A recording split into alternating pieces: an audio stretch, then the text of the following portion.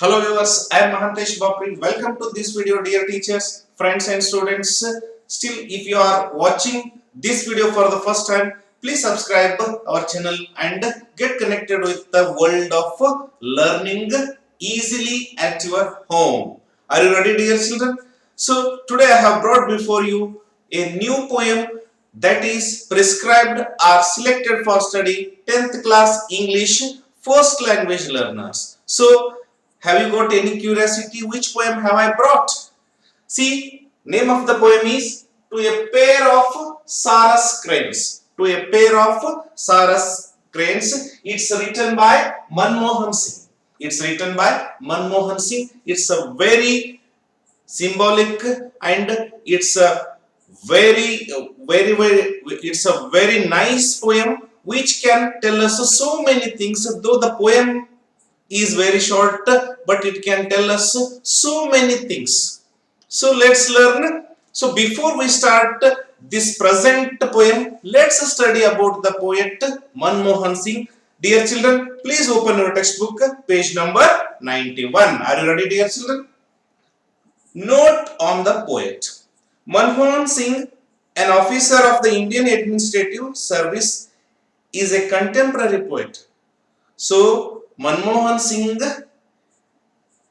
is an IAS officer. And his hobby is writing poems, and he is considered as a contemporary poet. Contemporary means nowadays, present day poet. And his poems have been published in a number of magazines. So we can see his beautiful poems are published in so many magazines, and his poems are very easy to understand, but they tell many things. And the poem is chosen from his book called Village Poems. So this poem is selected from his poems collection, that is Village Poems. So he wrote many poems on village themes or countryside themes. In that poem collection, it's wonderful and it's a symbolic poem which can tell us so many things. So are you ready, dear children? Please turn over your page. Let's open the textbook, page number 88. Are you ready, dear children? Name of the poem is, as I told earlier, To a Pair of Sarus Cranes. It's written by Manmohan Singh. What is there in the poem? So before we study any poem, we have to understand firstly about the poet, then what is there in the poem. On what view we have to understand that poem. So what is the gist of the poem? What are the important points in the poem that poet wants to tell us? One beautiful line is there in pre-reading activity, as it is said by Mahatma Gandhi. The greatness of a action and its moral progress can be judged by the way its animals are treated. Here Mahatma Gandhi tells us that no nation can overcome only just on its wealth or on its human beings. So here Mahatma Gandhi tells that greatness of every nation depends on moral progress, and it can be judged that how we treat animals, how we judge animals, and how we judge and how we give treatment or how we treat those animals in our day-to-day life. Simply just showing sympathy at one part and killing the animals at the other part, we should not be dual coin. We should not showing one part kindness and killing the animals at the other end. This should not be there. So Mahatma Gandhi means that every nation must have kindness towards animals. So this is the gist of the poem. Here in this present poem, we can see the coarse behavior of hunters. Coarse behavior means rough behavior, unkind behavior of the hunters, which made two cranes which are pair, so which made those two cranes suffer. How first male crane suffered and how the female crane suffered and how it's lost its life and how it showed its grief, its sorrow due to the death of male crane that we study in the present poem. Though hunters hunt the animals, hunters kill the animals for their sport, for their amusement activity, for their entertainment activity, but it can lead or it can result the end of so many animals or birds, we can say. Are you ready? Let's study the poem.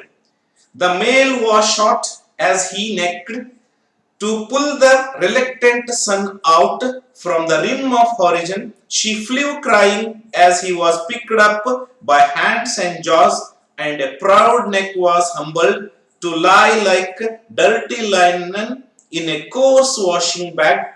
She circled the sky in a moment of grace. Over his graceful end, the killers went away, and she returned to the death's scene with grief that inscribed its intensity in dots and pits, like the Morse code of bird sorrow transmitted to the air.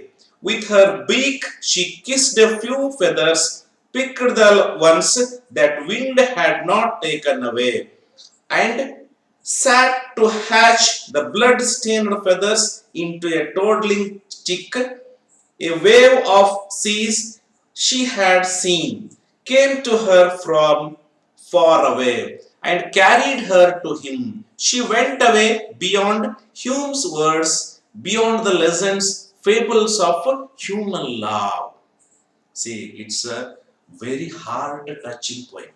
It's a very heart-touching poem. If this poem does not touch our heart, if it does not provoke our kind feelings, then we are not at all to be called as human beings. So this is what the present poem tells us. Let's understand its words and its meaning line by line.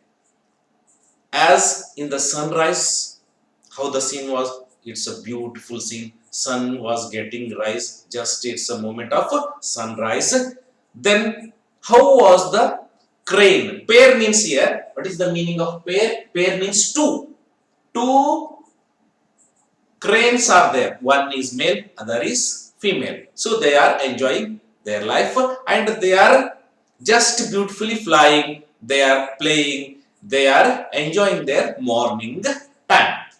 At the same time, hunter came there. Coarse hunter, unkind hunter, rough hunter, heartless hunter came over there and he shot male crane. He shot with his arrow male crane. And male was shot. Hunter shot the male crane. As he necked, how was the bird looking before he shot the arrow, before he killed that bird? So he necked to pull the reluctant sun out. How was its neck? So it stretched its neck as if it turns the sun, rising sun away. ಇಲ್ಲಿ ಆ ಪಕ್ಷಿ ಯಾವ ರೀತಿ ಕೂತ್ಕೊಂಡಿದೆ ಸುಂದರವಾಗಿ ಅಂದ್ರೆ ತನ್ನ ಚುಂಚಿನಿಂದ ತನ್ನ ಚಾಚ್ಕೊಂಡಿರ್ತಕ್ಕಂಥ ಕುತ್ತಿಗೆಯ ಭಾಗದಿಂದ ಸೂರ್ಯನನ್ನೇ ತಳ್ಳುತ್ತಾ ಇದೆಯೇನೋ ಅಷ್ಟರ ಮಟ್ಟಿಗೆ ಆ ಪಕ್ಷಿ ಸುಂದರವಾಗಿ ಅಲ್ಲಿ ಕುಳಿತುಕೊಂಡಿದೆ. as if the bird is pushing the sun with its neck. Though this act seems impossible, but the poet gives such meaning here. To pull the reluctant sun out, to pull the, what we can say, to pull the shining sun, rising sun out from the rim of horizon, from the rim of whole horizon, the bird seems as if it pushes the sun out. At the same time, the hunter shot the male bird. The male bird fell down and it died on the ground. She flew crying. Who she refers here? Female crane. When female crane saw that male bird was falling down and dead, that female bird flew crying. It cried loudly, loudly, loudly. Why? Because its mate died. Its mate died, its pair died.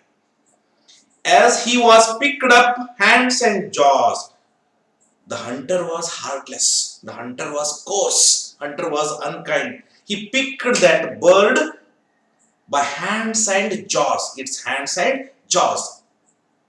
And proud neck. So he picked that proud neck, which by the bird was showing its proud, and he picked it just unnecessary, what we can say, just uselessly. Proud neck was humbled. In that way, proud, beautiful neck was humbled down. It was insulted. And what happened? Its dignity, its beauty was lessened. To lie like a dirty linen. So, in the first stanza, you have to underline, as he necked to pull the reluctant sun out from the rim of horizon. So, it's a figure of speech that is called hyperbole. It's a figure of speech, hyperbole. Hyperbole means it's exaggeration which is impossible. So here, bird cannot pull the sun with its neck. It's higher exaggeration, though that's why it is called hyperbole. Please underline which line.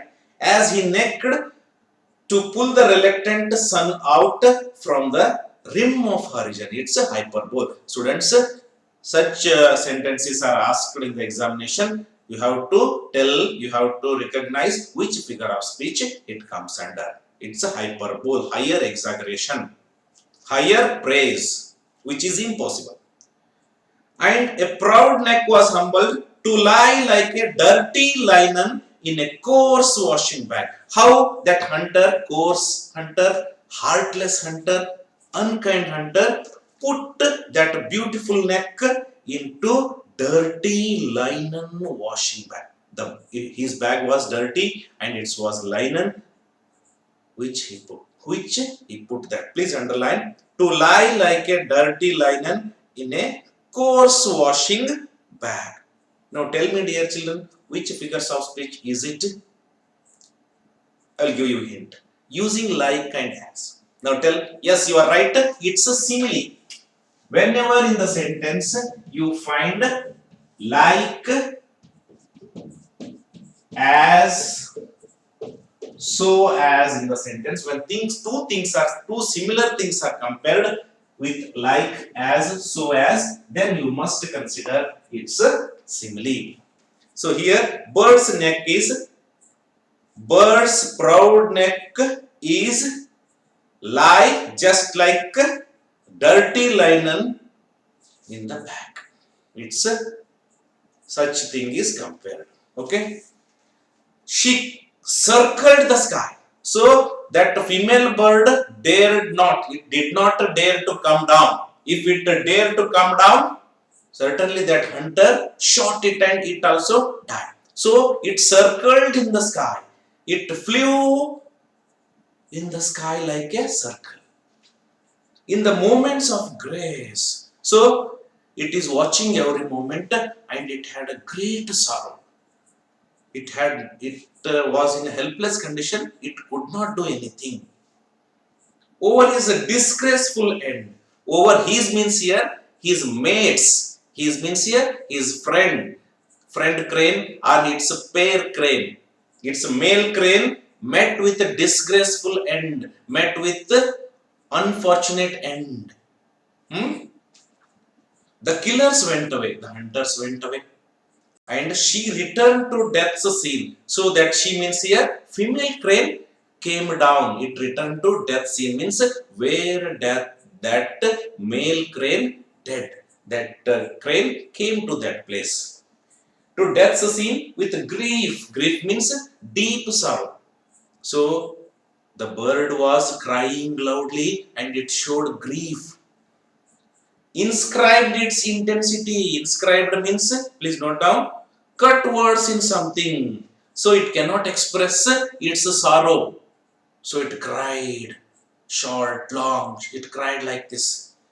And in dots and pits, please note down, short and long cries. Short and long cries of birds. Whenever we see unkind things or whenever we see heartless activity, we express a certain short and long cries. Like a Morse code of birds' sorrow. Please underline, what is Morse code of birds' sorrow? It is used with some reference. It is used, what is that? Let's see in the glossary part. Please note down. A symbolic language invented by Samuel F.B. Morse 1791 to 1872 that uses combination of long and short sounds or flashes of light for sending messages. See, Morse code means long and short, what we can say, songs. Whenever we feel grief or sorrow, deep grief or sorrow, we express our sorrowful feelings in short expression, in long expression. That's why such Morse code is used. Long and short cries. Transmitted into the air as if the whole atmosphere is crying. It seemed the whole atmosphere is crying. In such a way, the female bird was crying. With her beak, she kissed a few feathers. So it came down with the female bird kissed that few feathers. Few feathers fell down there. At the death place, few feathers of that male crane fell down, and this female crane kissed those feathers to show love and affection. Picked the ones, so it picked with its beak one, and wind had not taken away. Which wind had not taken away? Its picked one. And sat to hatch the bird. See how it showed. So it showed its love and affection. And how does it see? How does it look like? As if it's giving birth to another child. Hatch means giving birth to child. It thinks, the female bird thinks that if I do this activity, that male child will be alive. It thinks at that moment male child will be alive. Its mate will be alive. It was looking like that. Hatched to blood-stained feathers. Those feathers were blood-stained, blood-colored, red-colored. Into toddling chick. What is the meaning of toddling? Walking with the short and steps. Sometimes it sits on the feathers, sometimes it cries, and sometimes it walks unsteadily here and there. It means that it was not in a position to express its sudden sorrow.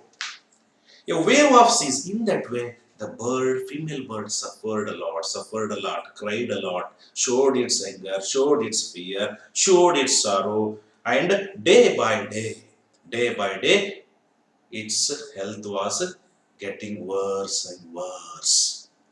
Wave of seas had been seen.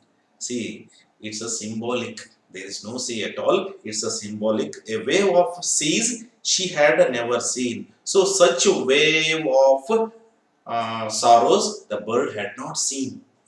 Came to her from far away. So in that way the bird faced so many problems.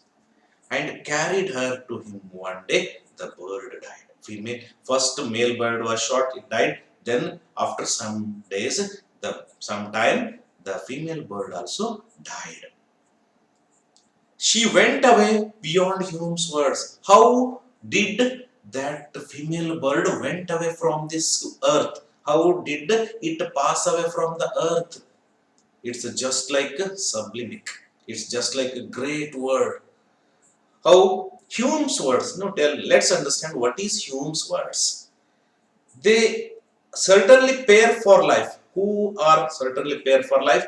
Pair of cranes. Male and female crane are pair for life. Probably exhibit great grief for their male keeping for weeks. So it showed its grief.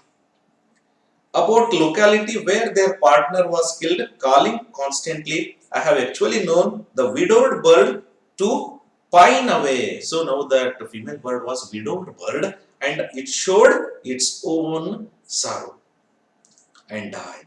These Hume's words taken from Game of Birds of India, Burma and Ceylon. So actually these Hume's words are used with some kind of reference. It means that the female bird faced so much of grief and deep sorrow.